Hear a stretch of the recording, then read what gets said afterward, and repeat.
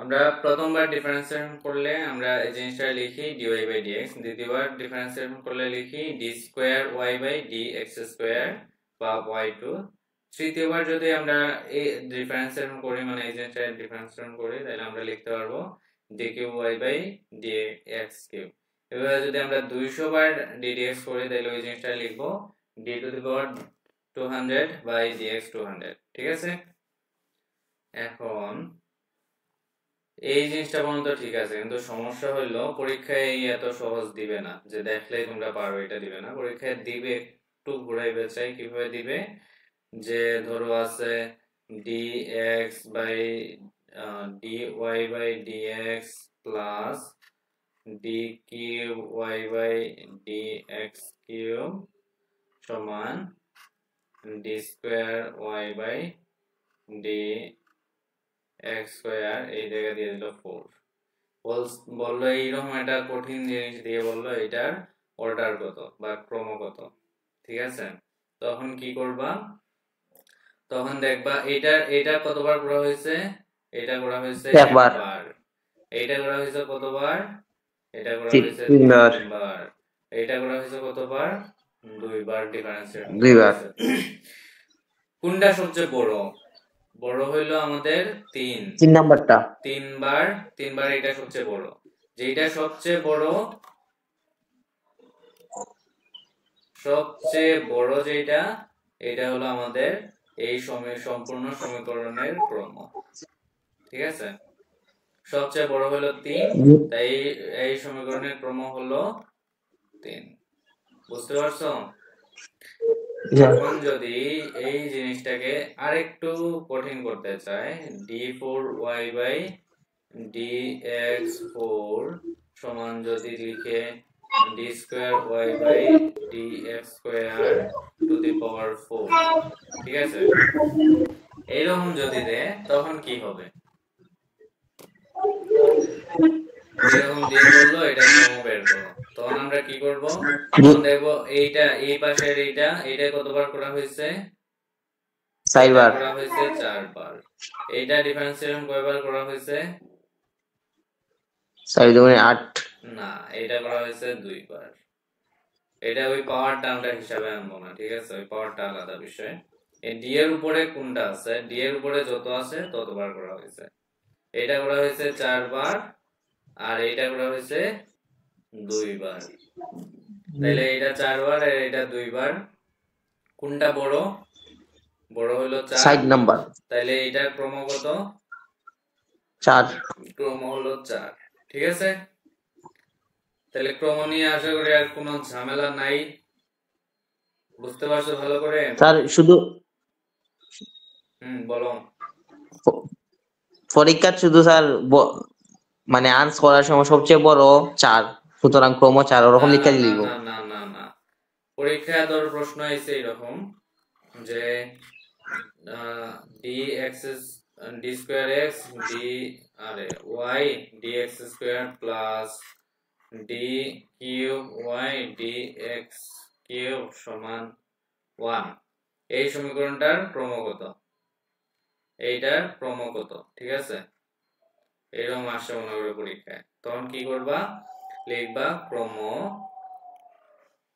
সমান 3, শেষ আনসার। বুঝছো? জি স্যার। এটা দেখাই তোমরা 2 মার্কস পেয়ে যাবা, তার 2 মার্কসে দিবে, বেশি দিবে না। ক্রম 3 শেষ। দেখা বুঝছো ক্রম কেন 3, কারণ এটা 2 বার করা হয়েছে, এটা 3 বার করা হয়েছে, যেটা বড় এটাই আনসার, এটাই ক্রম। ঠিক আছে, ইদারে একজন বাদে ফয়সাল বাদে রেখে একটু মাতে না সব কি আবার দায়িত্ব স্যার আমারই মিলেছে। ঠিক আছে স্যার। হ্যাঁ তোমরা কি স্পোর্টসম্যান নেই মনে আচ্ছা যাও, ক্রম যদি তোমরা বুঝিয়ে দেখো, সবাই বুঝছো ক্রম? জি স্যার। জি স্যার। গুড। এরপরে মাত্রা জিনিসটা কি, মাত্রা জিনিসটা বুঝো। এইখানে ধরো এই সমীকরণটা দিয়ে মাত্রা বুঝাই, এইটা দিয়ে। এইখানে ক্রম কত, 3, কোনটা দিয়ে পাইছি, এই জিনিসটা দিয়ে পাইছি না, সবচেয়ে বড়। জি মানে স্যার। এইটা দিয়েই তো পাইছি, ঠিক আছে। জি। এইখানে y এর পাওয়ার কত, বা এই সম্পূর্ণ জিনিসটার পাওয়ার কত? পাওয়ার ওয়াই এক না, y এর পাওয়ার আছে, বা এই সম্পূর্ণ জিনিসটার পাওয়ার আছে? পাওয়ার তো নাই, পাওয়ার এক, ঠিক না? নাই। এই যেটা ক্রম নির্ণয় করব, ওই ক্রমটার ওই টার্মটার পাওয়ার কত, যেটা পাওয়ার, যত পাওয়ার, এইটাই হলো ডিগ্রি বা মাত্রা। তাহলে এই সমীকরণের মাত্রা কত হবে? এই সমীকরণটার মাত্রা হবে 1। আরো বুঝাই, তাহলে বুঝবা। ধরো এই সমীকরণের ক্রম কোনটা? ক্রম আমরা এইটা দিয়ে নির্ণয় করছি, ঠিক না? এটা ক্রম হলো 3। জি স্যার। তাহলে এটার মাত্রা কত হবে? মাত্রা নির্ণয় করতে বুঝছো যে এটা ক্রম নির্ণয় করবো, শুধু এটা নিয়ে চিন্তা করব, বাকিগুলা চিন্তা বাদ, এইটার চিন্তা বাদ, এইটার চিন্তা বাদ, যা লিখে লিখুক। আমরা ক্রম দেখে ফেলছি, এখন ওইটার দেখবো পাওয়ার কত। এটার পাওয়ার কত? এখানে ব্র্যাকেট ট্যাকেট তো নাই, পাওয়ার কত? পাওয়ার 1, তাহলে মাত্রা 1, ঠিক আছে। এইখানে এটার ক্রম কত? এটার ক্রম হলো 4, এটার মাত্রা কত? 1 4।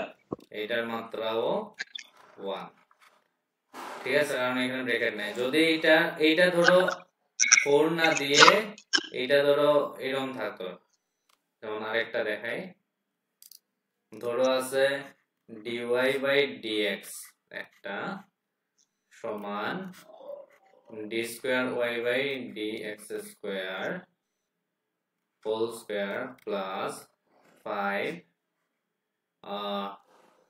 d cube y by dx cube to the power 4, ঠিক আছে। এই যে জটিল একটা সমীকরণ, এটার ক্রম কত আর মাত্রা কত? ক্রম কত আর মাত্রা কত আমরা কিভাবে বের করব? ক্রম 3। ক্রম 3 কিভাবে আমরা দেখব? এইখানে d এর পাওয়ার নাই, মানে এটা একবার করা হয়েছে, ওই ব্র্যাকেটের বাইরে চিন্তা নাই, ব্র্যাকেটের ভিতরে চিন্তা। এইটা করা হয়েছে কয়বার? দুইবার। ব্র্যাকেটের বাইরে চিন্তা নাই, ব্র্যাকেটের বাইরে এই জায়গায় কোনো চিন্তা নাই। ওই ডিটা কতবার? 3 বার। এই জিনিসটা আমরা লিখবো, ঠিক আছে, প্রশ্নের মধ্যে হোক আর রাফে হোক আমরা লিখবো। লেখার পরে এইটা জিনিস লিখবা, না লিখলেই পেস খাবা, বুঝছো। এবার চিওয়ার মধ্যে একটা জিনিস দিয়ে দিছে, ওটা ধরা খাবা। তাইলে এটা একবার, এটা দুইবার, এটা তিনবার। বড় কোনটা?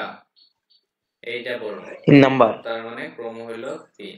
আগে তোমরা ক্রম নির্ণয় করবা। পরীক্ষায় কিন্তু ওরা পেস লাগানোর জন্য দিবে, পরীক্ষায় তোমাদের দিবে এইটার মাত্রা এবং ক্রম নির্ণয় করো, ঠিক আছে।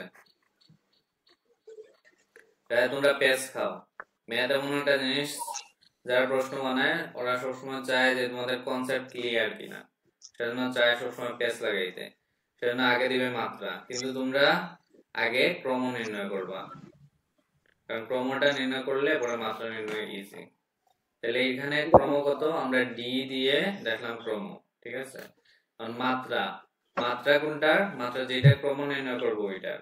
তাহলে ক্রম নির্ণয় করছি, এটা ক্রম 3, মাত্রা কত? ব্র্যাকেটের বাইরে কত আছে? 4। তাহলে এটার মাত্রা হলো 4, বুঝছো? আর যদি স্যার ব্র্যাকেটের বাইরে সাইন না থাকতো তাহলে এটার মাত্রা 1 হইলো। 1 হইতো। তাহলে মাত্রা ক্রম ক্লিয়ার? জি স্যার। জি স্যার। জি স্যার। হ্যাঁ, এখন ঝামেলা আছে। ঝামেলা কোন জায়গায় আমি বলি, যে জিনিসটা ঝামেলা লাগে, সবার লাগে, সেটা হলো মনে করো পরীক্ষায় তোমরা মাত্রা ক্রম শিখছো, পরীক্ষায় চলে আসলো অর্ডার এবং ডিগ্রি নির্ণয় করো, তখন কি করবা? অর্ডারের বাংলা মাত্রা নাকি অর্ডারের বাংলা ক্রম? ডিগ্রির বাংলা মাত্রা নাকি ডিগ্রির বাংলা ক্রম? এটা পেস লাগবে, 100% পেস লাগবে, সবাই পেস লাগে। এই পেসটা ছুড়াবা কেমনে?